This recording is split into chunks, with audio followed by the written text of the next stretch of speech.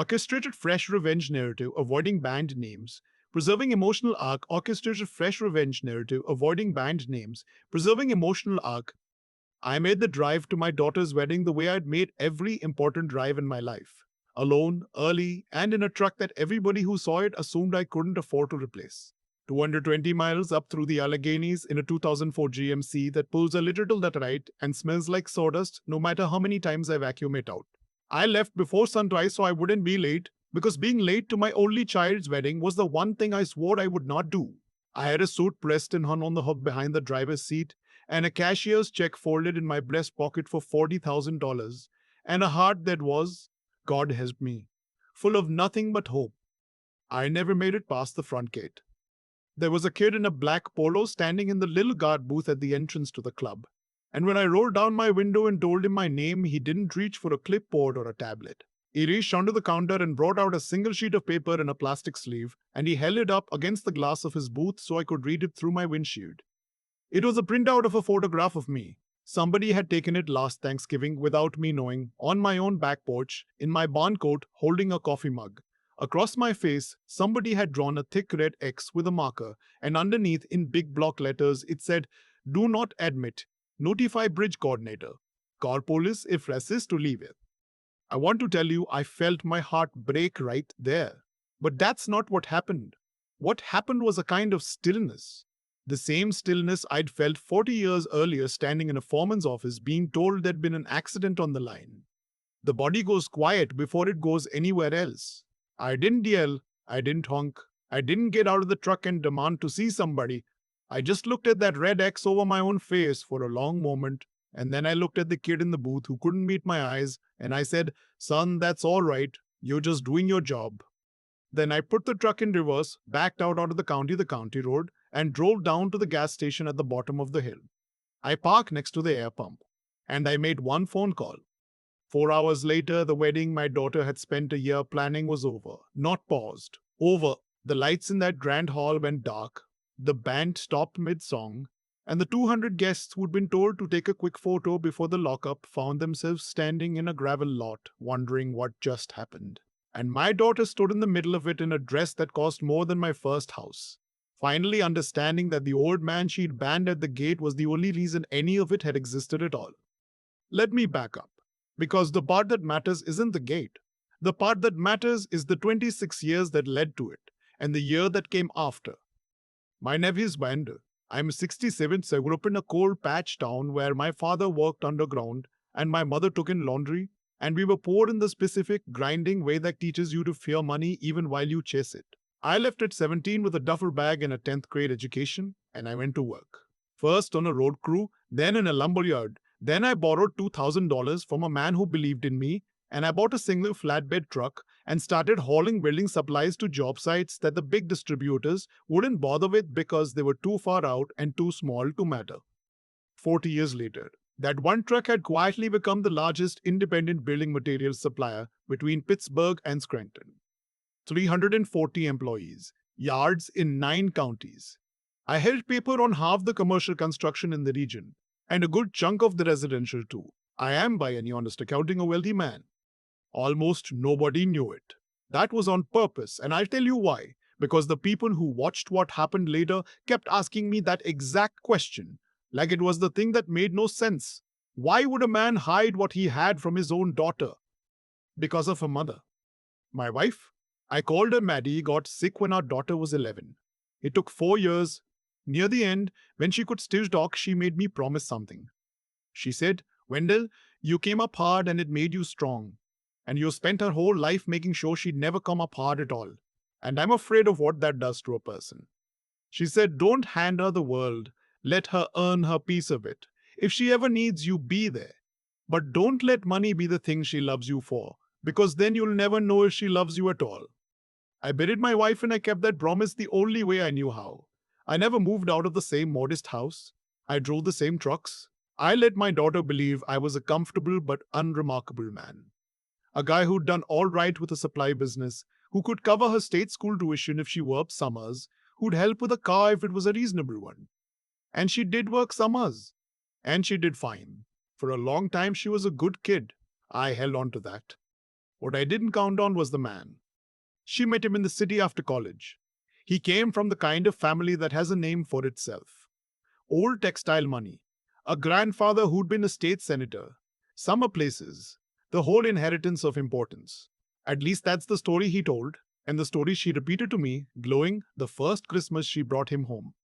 My soon to be son in law shook my hand in my own kitchen and looked at my linoleum floor and my 30-year-old refrigerator with a little smile he thought I couldn't read. I'd spent my whole life around men who looked at me like that. I knew that smile in my sleep. He talked about his ventures. He was always racing around, always closing something, always about to be enormous. He drove a leased German car and wore a watch that I happened to know cost more than what most of my warehouse guys made in 3 months. And over the next 2 years, as my daughter slipped further out of my orbit, I started doing the one thing I'm actually good at, which is checking on a balance sheet. It didn't take much. A man in my position has friends at banks. My son in law's old money was a story. His grandfather had been a city councilman, not a senator, and had died broke. The summer house was rented. The textile fortune was a great uncle's, long since dissolved in a bankruptcy in the 80s. And the ventures, the world-changing ventures, were a single LLC that had taken on close to $400,000 of personal and business debt and produced nothing but invoices to itself. He was, in plain English, a man drowning in a costume of wealth, and he had found himself a beautiful young woman whose father he believed was a harmless small businessman with a tidy retirement account he could eventually get his hands on. Here's the part I'm not proud of. I said nothing. I want to be honest with you, because there's no point telling this story if I'm going to dress myself up as wiser than I was. I told myself I was respecting her independence. I told myself she was a grown woman and a man can't pick his daughter's husband. But the truth underneath that truth was that I was afraid. I was afraid that if I told her what I'd found, she'd choose him over me and I'd lose the last thing Maddie left me. So I kept my mouth shut and I prayed she'd see it herself, which is the coward's version of love, and I knew it even then. When they got engaged, the wedding planning began, and it was a thing to behold. My daughter called me less and less, and when she did call, it was logistics. Could I send my measurements for a rented tux, not for a real one, a renter, because the photographer had a palette? Could I make sure to arrive after the family portraits, because the timeline was tight? Could I understand that the guest count was very controlled, and so the invitation would be for me alone, not me and a guest, even though there was no guest, even though my wife was 12 years in the ground and the only guest I'd ever have brought was her? And then, 3 weeks before the wedding, my son-in-law called me. Not my daughter. Him. He said it man to man like he was doing me a favor. He said the venue. Brightwater, the most expensive club in 3 counties, the one with the marble and the swans, had certain standards of presentation. And he wanted to make sure there were no awkward moments. He suggested in that warm and reasonable voice that men like him have perfected. That maybe I'd be more comfortable if I sat this one out. That my daughter loved me, of course, but that she was under a lot of pressure. And the optics of it all, and surely I understood. I understood completely. I told him I'd think about it. And then I drove up anyway because she was my daughter. And a father does not skip his daughter's wedding because some fraud in a leased Mercedes told him to. That's how I ended up at that gate, with that red X over my face. Now, here's the thing my son-in-law didn't know. The thing my daughter didn't know. The thing that exactly 4 people in this world did know. I owned the ground that club sat on. Not the buildings, the land. Brightwater Country Club leased its 160 acres from a holding company, and that holding company was mine. Had been mine for 11 years. Since I'd bought the land out of a failed development and leased it back to the club at a rate that kept their dues affordable and their members happy. They had no idea who their landlord was, because that's how I do everything. The lease had a clause in it, paragraph 19, that I'd put there myself on the advice of a very good attorney, and that clause said the ground lessor me could declare the premises closed for inspection on any day with cause, and that any event in violation of that closure would be subject to immediate cessation. The other thing my son-in-law didn't know was about that $400,000 of debt he was drowning in. A bridge loan he'd taken out 8 months earlier, the one keeping his whole costume afloat, the one funding the wedding itself. That loan had been bundled and sold and bundled again, and through a fund that I quietly back, it had landed. By an accident of finance that I confess I helped along once I saw which way the wind was blowing. On my desk, I held his note. The man who looked at my linoleum and smiled owed me, personally, more money than he would ever see in his life. He just didn't know my name was on the other end of it. So I sat at that gas station and I made my call. Not to a hitman, not to a lawyer with a vendetta. I called the woman who manages my holding company, a sharp and decent attorney named Ms. Okafor, and I said three things to her. I said, declare paragraph 19 on Brightwater, effective 2 p.m. today. Cause is an unpermitted structural concern I'll document later. Give them 4 hours notice hurt and the kitchen can shut down clean. I said, on the bridge note we hold, the one to that LLC, send the default and acceleration letter today. He's been in technical default for 6 weeks and we've been carrying him, so stop carrying him. And then I said the third thing, the one that mattered most to me, and I'll come back to it. Then I drove home. 220 miles back the way I came. I didn't stay to watch. People assume I stayed to watch, like some movie villain in a dark suit enjoying the show. I didn't. I couldn't have stood it. I drove home with the radio off and my rental tux still swaying on the hook behind my head, and somewhere around the Ohio line, I had to pull over because I couldn't see the road through my own eyes anymore.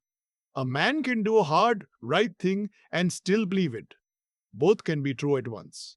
I've learned that's most of being a father. What happened up at Brightwater, I pieced together later, partly from the club manager, a decent man named Mr. Pruitt, who had no idea his landlord was the bride's band father until that very afternoon, and partly, much later, from my daughter herself. The ceremony went off. She got married. I'll give her that. She stood up in front of 200 people and married a man who was a lie, in a place she didn't know her father owned. And for about 90 minutes, she had the day she thought she wanted. Then, right in the middle of the reception, with the band playing and the champagne flowing, Mr. Saif Pruitt walked up to the wedding planner with a legal notice in his hand and informed her that the premises were being closed for an emergency inspection, that the event was being terminated, and that everyone had to be off the property within the hour. No exceptions. No refunds. The deposit was forfeit per the contract my daughter and her new husband had signed. And here's where the second shoe dropped.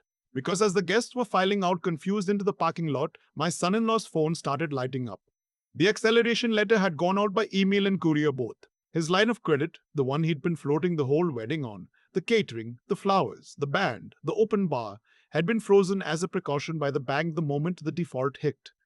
The vendors, who'd been told they'd be paid at the end of the night, suddenly couldn't run his card. The DJ wanted cash. The caterer wanted cash. The man who'd built his whole life out of being about to be rich stood in a gravel lot in a tuxedo with 200 witnesses and discovered all at once that there was nothing underneath him at all.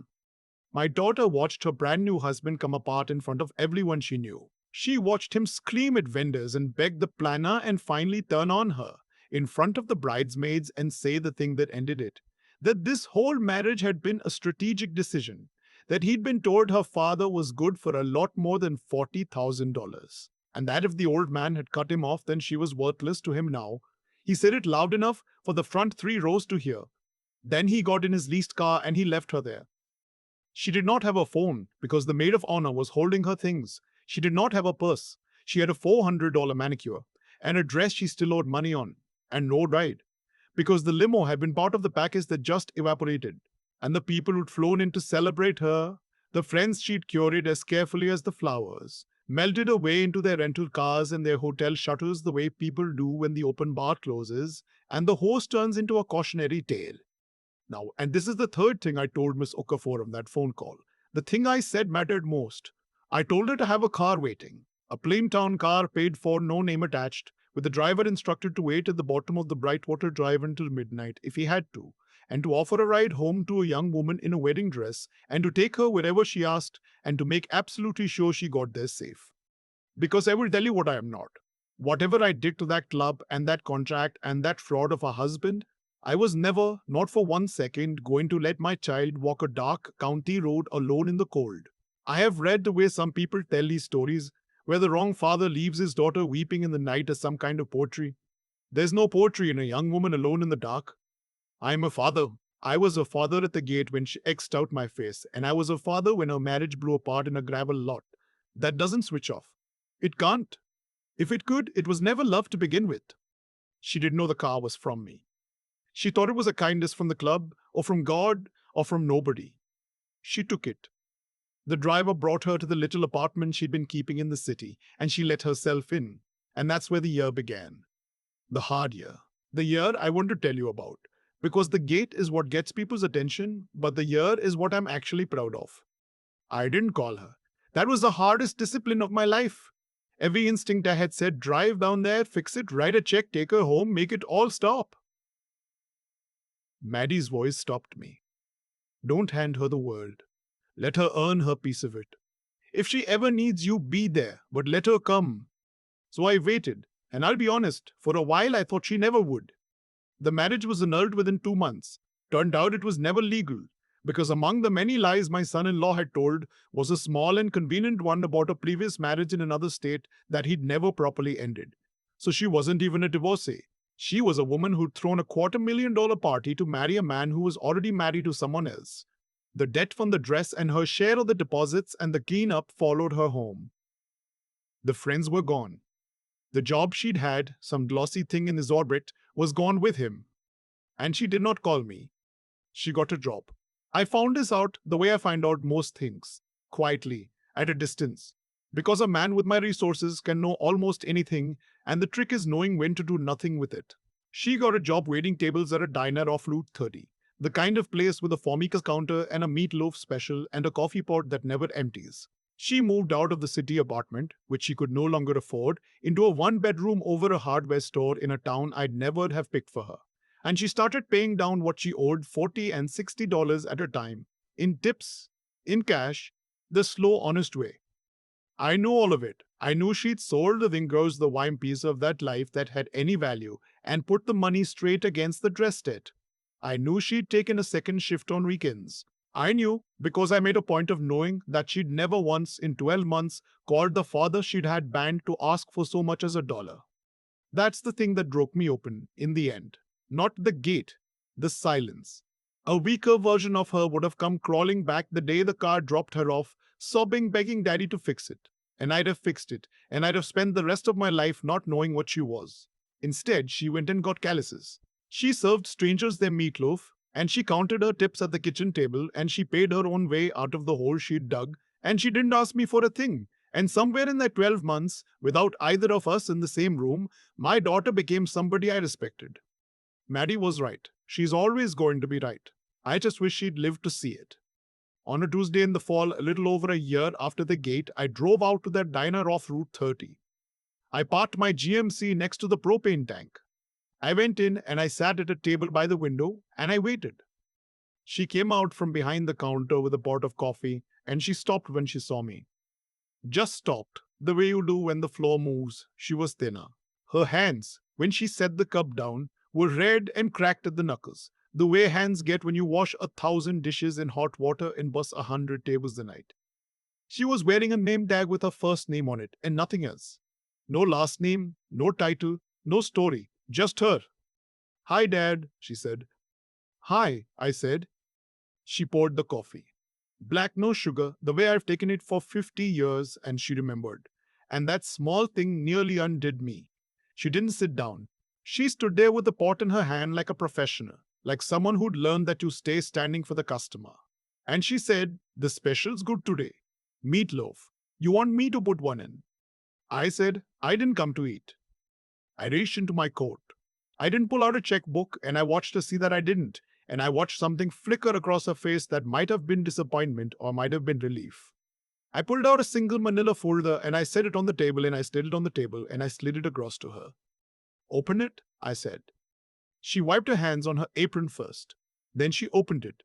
Inside was one sheet of paper. She read it and I watched her get to the letterhead at the top and I watched her get very, very, very still. "This is your company," she said. It wasn't a question. "Ridgeline.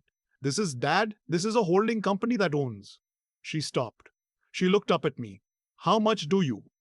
"More than I ever told you," I said. "More than your mother wanted you to know. There's a reason for that, and I'll explain all of it if you let me. But not the way you're thinking.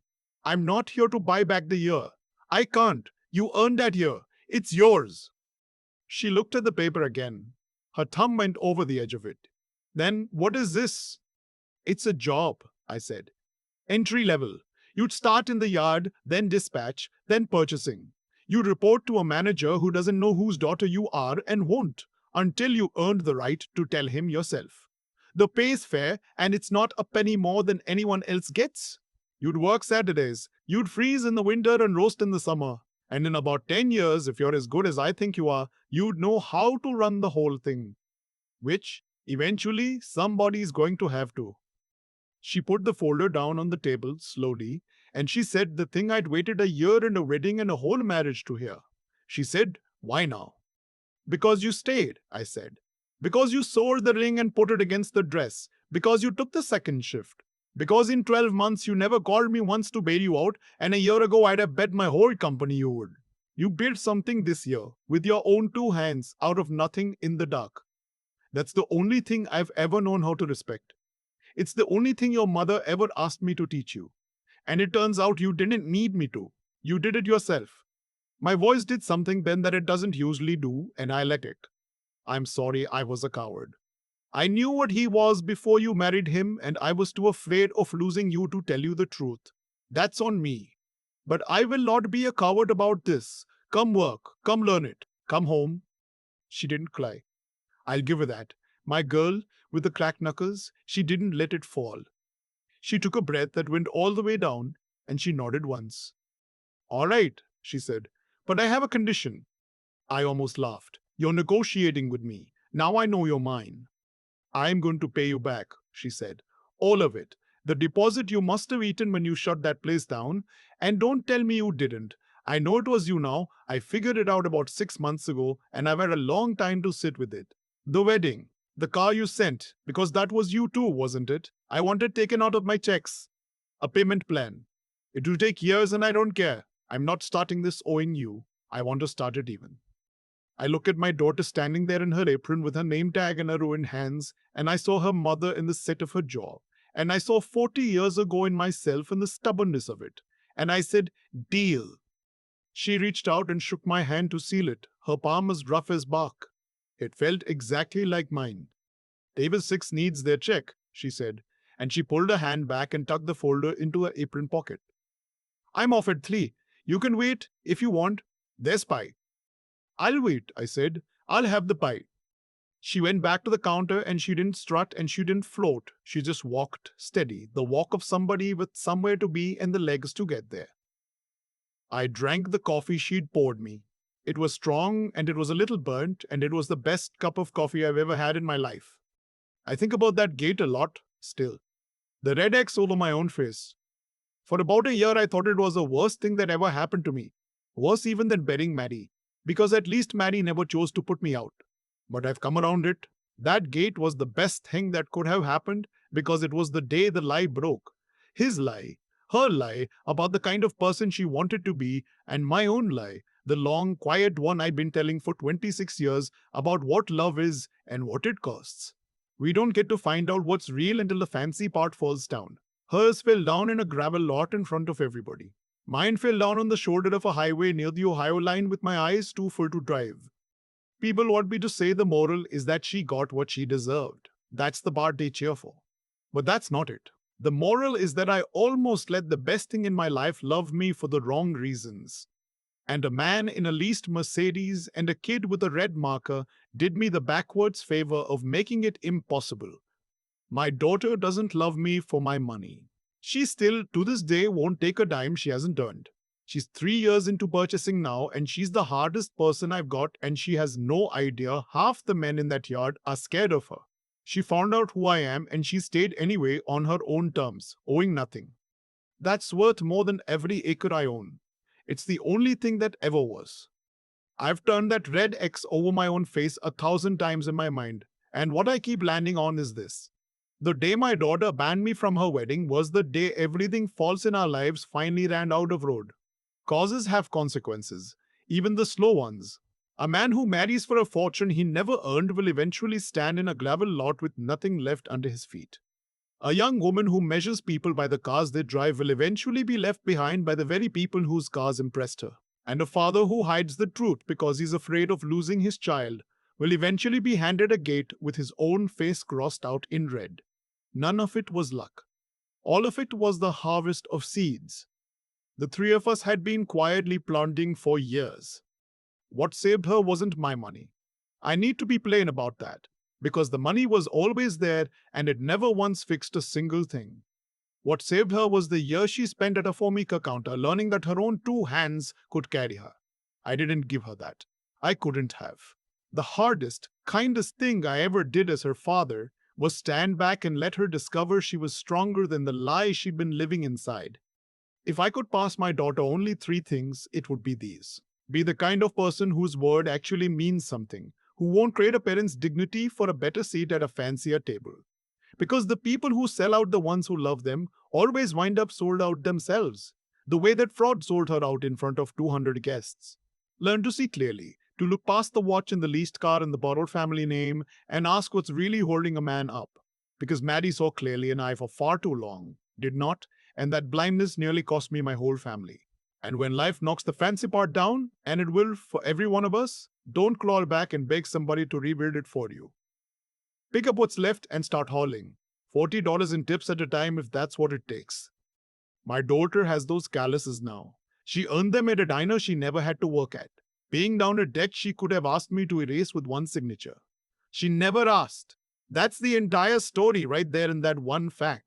I almost let the best thing in my life love me for my bank account, and a man in a leased car and a kid with a red marker did me the backward favor of making that impossible. The fancy part always falls. What you build with your own hands and who's still standing beside you when it does. That's the only fortune that was ever real.